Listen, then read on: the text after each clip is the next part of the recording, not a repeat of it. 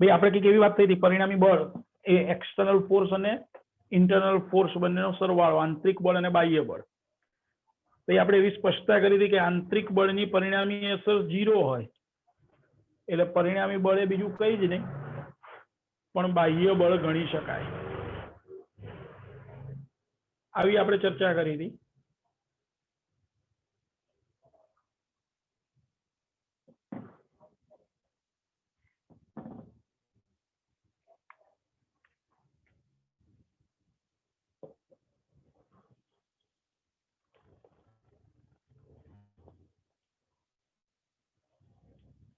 પછી આપણે એવું પણ કીધેલું is equal to dp by dt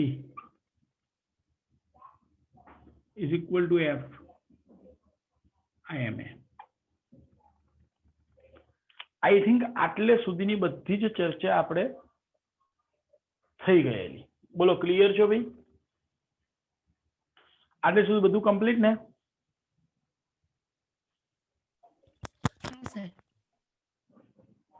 okay, that means એનો અર્થ એવો થયો કે કોઈ પણ તંત્ર નું દ્રવ્યમાન કેન્દ્ર એવી રીતે ગતિ કરશે કે જાણે કે એ તંત્ર પર લાગતા બધા જ બાહ્ય બળો એ જાણે કે દ્રવ્યમાન કેન્દ્ર પર લાગે છે અને તે પદાર્થનું સમગ્ર દ્રવ્યમાન એ દ્રવ્યમાન કેન્દ્ર પર કેન્દ્રિત થયેલું હોય તે રીતે તે ગતિ કરે છે. ઓકે, હવે આગળ વિચારીએ.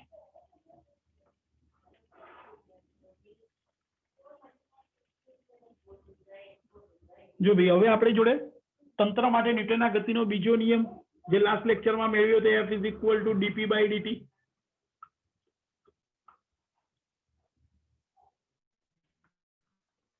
જે તંત્ર માટે ન્યૂટનના ગતિનો બીજો નિયમ દર્શાવે છે. હવે જો F બરોબર 0 હોય તો તંત્ર પર લાગતું પરિણામી બાહ્ય બળ 0 હોય તો, ચલો ભાઈ, તંત્ર પર લાગતું પરિણામી બાહ્ય બળ 0 હોય તો શું થાય ભાઈ? વેગમાન 0 થઈ જાય. તંત્ર પર લાગતું પરિણામી બાહ્ય બળ, that means dp by dt બરોબર 0 થાય. વેગમાન નહીં, dp by dt 0 થાય. F 0 તો F બરોબર dp by dt માટે F 0 તો dp by dt બરોબર 0. ઓકે, ચલો dp by dt બરોબર 0 એનો અર્થ શું? બોલો ભાઈ, dp by dt 0 that means એ અચળ છે.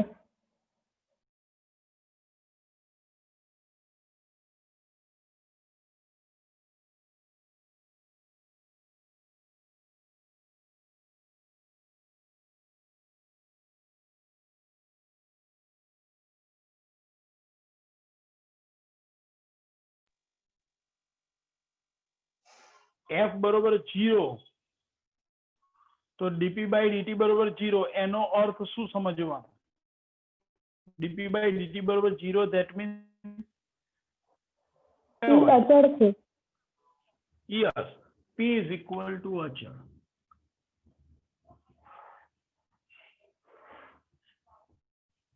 F is equal to 0 તો p is equal to અચળ. આને રેખીય વેગમાનનું સંરક્ષણ આપણે કહીએ છીએ.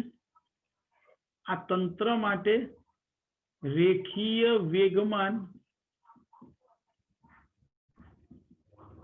સંરક્ષણનો નિયમ થયો કહેવાય. ભાઈ, તંત્ર માટે રેખીય વેગમાન સંરક્ષણનો નિયમ શબ્દમાં તંત્ર પર લાગતું પરિણામી બાહ્ય બળ 0 હોય ત્યારે તંત્રનું કુલ રેખીય વેગમાન અચળ હોય છે. ફરી બોલું છું, તંત્ર પર લાગતું પરિણામી બાહ્ય બળ 0 હોય ત્યારે તંત્રનું કુલ રેખીય વેગમાન અચળ હોય છે, જેને કહીએ છીએ રેખીય વેગમાન સંરક્ષણનો નિયમ. તંત્ર પર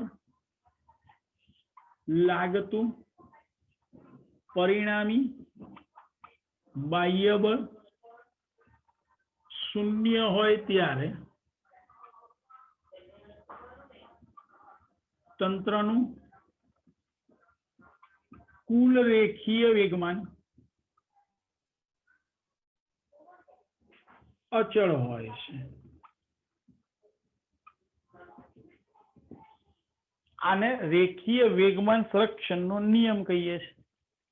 ભાઈ ઓલરેડી આપણે 5મા ચેપ્ટરની અંદર રેખીય વેગમાન સંરક્ષણ થી પરિચિત છે કે ભાઈ જ્યારે n કણોથી બનેલું તંત્ર પર પરિણામી બાહ્ય બળ 0 હશે તો તંત્રના રેખીય કુલ રેખીય વેગમાનમાં કોઈ ફેરફાર નહીં થાય, ભલે તંત્ર n કણોનું બનેલું હોય. આ ધારી લો કે તંત્ર n કણોનું બનેલું છે, આમાં આવા n કણો છે જે આની અંદર એકબીજા ઉપર આંતરિક બળો લગાવતા હશે અને એને કારણે તે કણોના વેગમાનમાં ફેરફાર તો થતો હશે, પણ બાહ્ય બળ 0 છે માટે અહીંયા આગળ શરૂઆતમાં વેગમાન ધારી લો બધાનું p1 plus p2 plus up to pn છે, આ બધા જ કણોનું.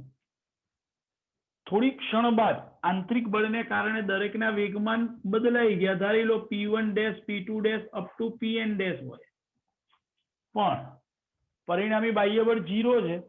ધેટ મીન્સ આ વેગમાનોનો સદિશ સરવાળો જો તમે ચેક કરો તો એ સમાન જ હોવો જોઈએ.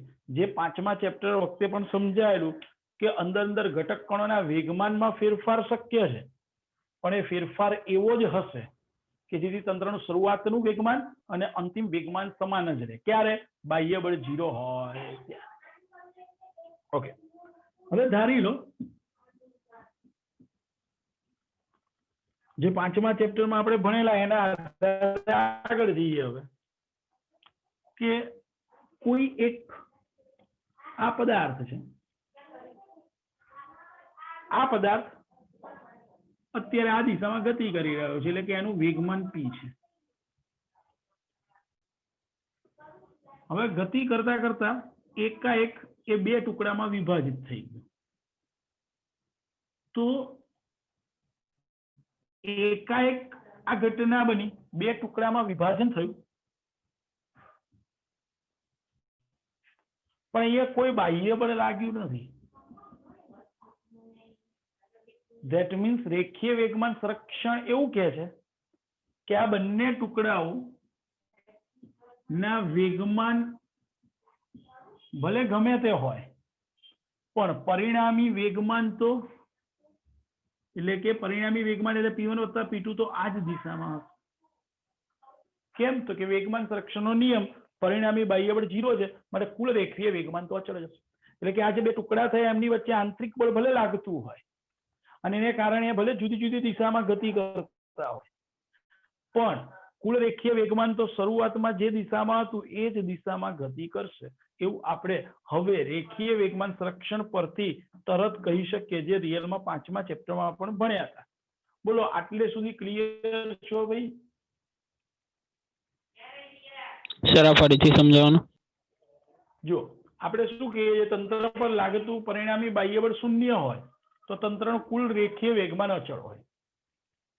હવે ધારી લો કે આ તંત્ર છે, એટલે કે કોઈ પદાર્થ છે p જેટલા વેગમાનથી ગતિ કરી રહ્યો છે. હવે એકાએક એના 2 ટુકડા થયા. ધેટ મીન્સ એની એકાએક કોઈ બી એકાએક ઘટના પડે એટલે એની પર કોઈ પણ પ્રકારનું બાહ્ય બળ લાગતું નથી, એટલે f0 છે. ચલો f0 છે, એના 2 ટુકડા તો થયા. તો આપણે જાણીએ છીએ બંને ટુકડા જુદી જુદી દિશામાં એવી રીતે જ ફેંકાશે કે જેથી આ બંનેના વેગમાનનો જો તમે સદિશ સરવાળો કરશો તો એ શરૂઆતના વેગમાન જેટલો, શરૂઆતનું વેગમાન કેટલું હતું p, એટલો જ થશે. ધેટ મીન્સ કે આ ટુકડાઓથી બનેલા તંત્રનું દ્રવ્યમાન કેન્દ્ર જે પેલા આ માર્ગે જતું હતું તો વિસ્ફોટ બાદ પણ આ જ માર્ગે ગતિ કરશે, એમાં કોઈ ફેર પડશે નહીં. બોલો, ક્લિયર છો ભાઈ? હા સર. ભાઈ દરેકને ખ્યાલ આવ્યો છે?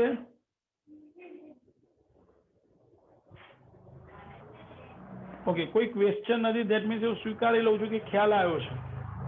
ઓકે, આનો અર્થ એવો થયો કે ધારી લો કે હું પદાર્થ તરીકે કોઈ રેડિયો એક્ટિવ તત્વ લઈ લઉં છું. ધારી લો કે આ રેડિયમ છે. કોણ છે? રેડિયમ. આ રેડિયો એક્ટિવ તત્વ છે. હવે આ રેડિયમ આ દિશામાં ગતિ કરી રહ્યું છે. હવે આ તો રેડિયો એક્ટિવ તત્વ છે, એકાએક એના બે ટુકડા થાય છે અને રેડિયમના ટુકડા થઈ અને એક રેડોન ઉદ્ભવે છે અને બીજો આલ્ફા કણ ઉદ્ભવે છે. આ બંને એવી જ રીતે ગતિ કરશે, એવી જ દિશાઓમાં કે જેથી આ રેડિયમનું જે રેખીય વેગમાન જે દિશામાં હતું, આ રેડોન અને આલ્ફા કણો ઉત્પન્ન થયા બાદ પણ તંત્રનું દ્રવ્યમાન કેન્દ્ર આ જ દિશામાં ગતિ ચાલુ રાખશે. બોલો, ક્લિયર છો? આગળ જે આપણે સ્પષ્ટતા કરી હતી, ખાલી હવે એના નામ આપી દીધા આપણે. ઓકે, આને તમે આવું પણ વિચારી શકો કે ધારી લો કે આ એક પદાર્થ સ્થિર છે, એટલે કે એનું શરૂઆતનું વેગમાન 0 છે. હવે એકદમ જ વિસ્ફોટ થયો. વિસ્ફોટ થતા બે ટુકડા થયા. આપણને ખબર નથી આ બે ટુકડા કઈ દિશામાં ગતિ કરે છે, પણ મને એટલી ખબર છે એકનું વેગમાન p1 છે અને બીજાનું વેગમાન p2 છે. હવે એકાએક ટુકડા થયા છે એટલે પરિણામી બાહ્ય બળ 0 છે. ચલો, પરિણામી બાહ્ય બળ 0 છે તો રેખીય વેગમાન સંરક્ષણ શું કહે છે? તંત્રનો કુલ રેખીય વેગમાન અચળ રહેવું જોઈએ. શરૂઆતનું વેગમાન બરોબર અંતિમ વેગમાન. શરૂઆતનું વેગમાન 0 હતું, મારે 0 બરોબર p1 પ્લસ p2 માટે p2 is equal to minus p1. p2 is equal to minus p1. That means આ બંને ટુકડાઓ એ પરસ્પર વિરુદ્ધ દિશામાં ગતિ કરતા હોય છે. આ માઇનસ છે. That means બંને ટુકડાઓ પરસ્પર વિરુદ્ધ દિશામાં ગતિ કરશે. એટલે કે ધારી લો કે ઉદાહરણ તરીકે આપણે આ રેડિયમની વાત કરતા હતા. આ રેડિયમ અહીંયા p જેટલા વેગમાનથી ગતિ કરતું, તો હવે અહીંયા સ્થિર છે. ધારી લો ચલો રેડિયમ સ્થિર છે તો હવે રેડોન અને આલ્ફા કણો ઉત્પન્ન થયા તો બંને પરસ્પર વિરુદ્ધ દિશામાં ગતિ કરતા હશે. હમણાં જ આપણે સાબિત કર્યું. ધેટ મીન્સ ધારી લો કે રેડોન નીચે તરફ ગતિ કરે છે તો આલ્ફા કણ ઉપર તરફ ગતિ કરશે. બોલો, ક્લિયર છો? બોલો, ખ્યાલ આવે બી દરેકને?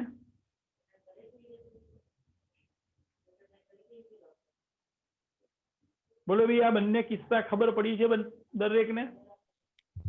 હા સર. હા સર. ઓકે ભાઈ, આ રેખીય વેગ તંત્ર માટેનું જે રેખીય વેગમાન સંરક્ષણ હતું એના બે ઉદાહરણ ચોપડીમાં આપેલા હતા, એની મેં ચર્ચા કરી. હવે ચોપડીમાં આપણને યુગ્મ પદાર્થની વાત કરેલી છે. બે કણોથી બનેલો એવો પદાર્થ કે જે બંનેના દળ સમાન હોય અને બંને કોઈ એક બિંદુની સાપેક્ષે ગતિ કરતા હોય તો એને યુગ્મ કણ કહેવાય. બે કણોથી બનેલું આ તંત્ર છે. હવે એ ધારી લો એક કણ આ માર્ગે ગતિ કરી રહ્યું છે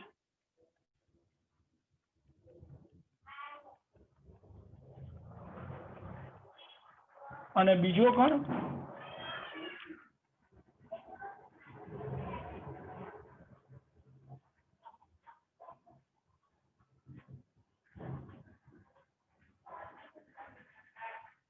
આ માર્ગે ગતિ કરી રહ્યું છે. હવે ધારી લો કે આ ગતિ દરમિયાન આ કણ અહીંયા આગળ છે અને એના વેગની દિશા સ્પર્શકની દિશામાં છે. આ S1. ઓકે. અને બીજો કણ એ ભ્રમણ દરમિયાન ધારી લો કે અહીંયા આગળ છે અને તેના વેગની દિશા આ છે. આવા બે કણોથી બનેલું તંત્ર કે જે બંનેના દળ સમાન છે અને બંને એક સામાન્ય રેખા ને અનુલક્ષીને ગતિ કરી રહ્યા છે. આ બંને એક સામાન્ય અક્ષને અનુલક્ષીને ગતિ કરી રહ્યા છે. તો આવા બે કણોથી બનેલું તંત્ર એને યુગ્મ કણ કહેવાય. હવે આવા યુગ્મ કણ થી બનેલા તંત્રનું દ્રવ્યમાન કેન્દ્ર હંમેશા એની સામાન્ય અક્ષની દિશામાં જ હોય. એની આ સામાન્ય અક્ષ જે છે એની દિશામાં હોય. પણ ક્યારે, ફરી બોલું છું, બંને કણોના દળ સમાન હોય, બંને કણોના દળ સમાન હોય અને બંને જેની સાપેક્ષે ગતિ કરે છે તે અક્ષ અથવા તે બિંદુ એ બંનેનું કોમન હોય, એટલે કે સામાન્ય હોય, તો તેવા પદાર્થને આપણે યુગ્મિત પદાર્થ કહીએ છીએ, યુગ્મિત કણ તરીકે ઓળખીએ છીએ, જે બે કણોનું બનેલું હોય. અને આવા જે બે કણો જે છે એ બંને કણો ના વેગ પરસ્પર વિરુદ્ધ દિશામાં હોય. આ S1 તો આ S2. અને બંનેને જો એક વર્તુળ માર્ગ તરીકે દર્શાવો તે બંને વ્યાસાંત બિંદુઓ થશે કે જેથી બંનેના વેગ પરસ્પર વિરુદ્ધ દિશામાં હોય. તો એવા સંજોગોમાં રેખીય વેગમાન સંરક્ષણ એવું કહે છે કે એવા સંજોગોમાં આ બંને કણો હમણાં જે ભણેલા એ પ્રમાણે એ બંને એકબીજાની અસર નાબૂદ કરે છે. એટલે કે એમની જે સામાન્ય અક્ષ જે છે એ અક્ષની દિશામાં જ દ્રવ્યમાન કેન્દ્ર ગતિ કરે. તો તમને એમ થાય સાહેબ અહીંયા આગળ મેં હમણાં તમને કીધું સામાન્ય અક્ષ અથવા સામાન્ય બિંદુ, તો આ સામાન્ય બિંદુ પર દ્રવ્યમાન કેન્દ્ર આવેલું હોય એવું કહેવા માંગે છે. ચોપડીમાં આવી આકૃતિ પણ તમને આપેલી છે. બોલો ભાઈ, ક્લિયર છો? સર આમાં ખબર ના પડી. ફરીથી બોલું છું, ધ્યાન આપજો.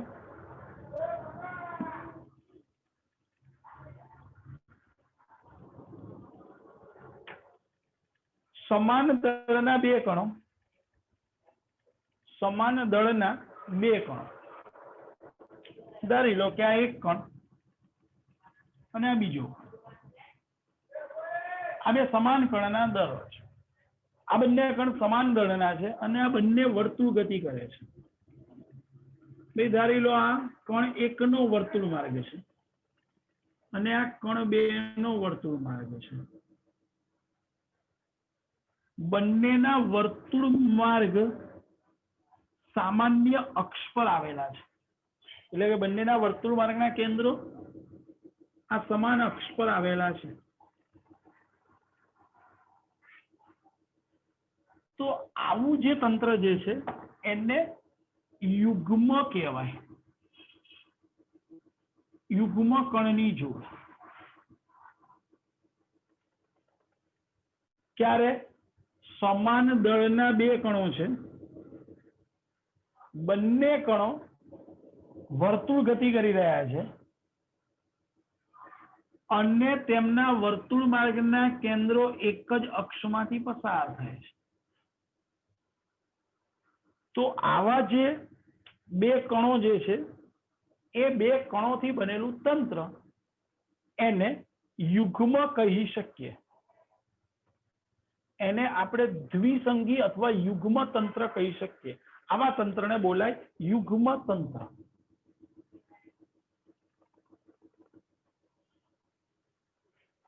હવે આવું જે યુગ્મ તંત્ર જે છે એમાં એક કણ બતાવ્યો છે જે સળંગ રેખા વડે મેં દર્શાવેલો છે, અહીંયા જોઈ શકાય છે. અને બીજો કણ જે છે ત્રુટક રેખા વડે દર્શાવેલો છે. બંનેના વર્તુળ માર્ગની અક્ષ એક જ છે અને બંને કણ એ સમાન દળના છે. તો એવા સંજોગોમાં એક કણનો વેગ જો ધન એક્સ અક્ષની દિશામાં હોય તો તે સમયે બીજા કણનો વેગ ઋણ એક્સ અક્ષની દિશામાં. એટલે એક કણનો વેગ જો આ દિશામાં હોય તો બીજા કણનો વેગ એની વિરુદ્ધ દિશામાં જ રહેશે દરેક.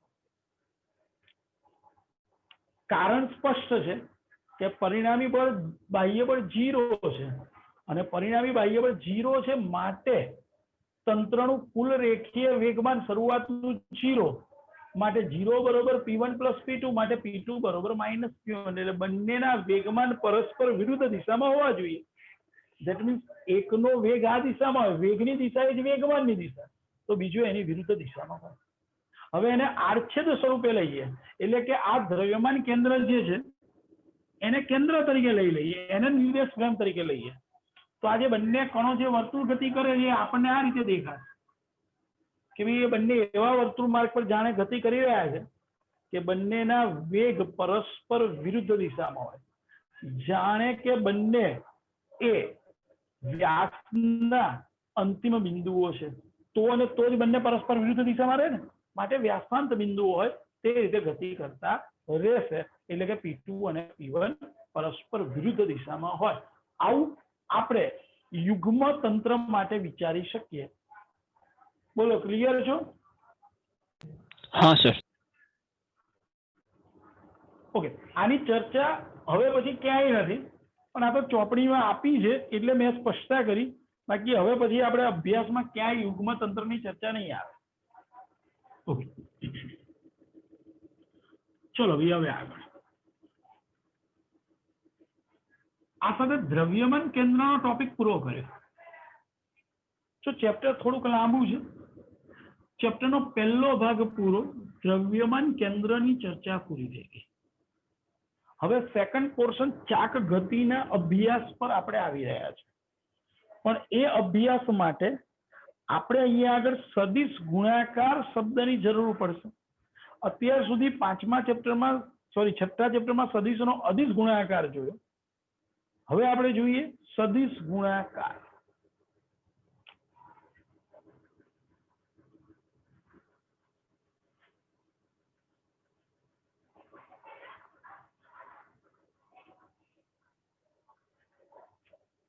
ચલો, ચેપ્ટરનો નવો ટોપિક સદિશ ગુણાકાર.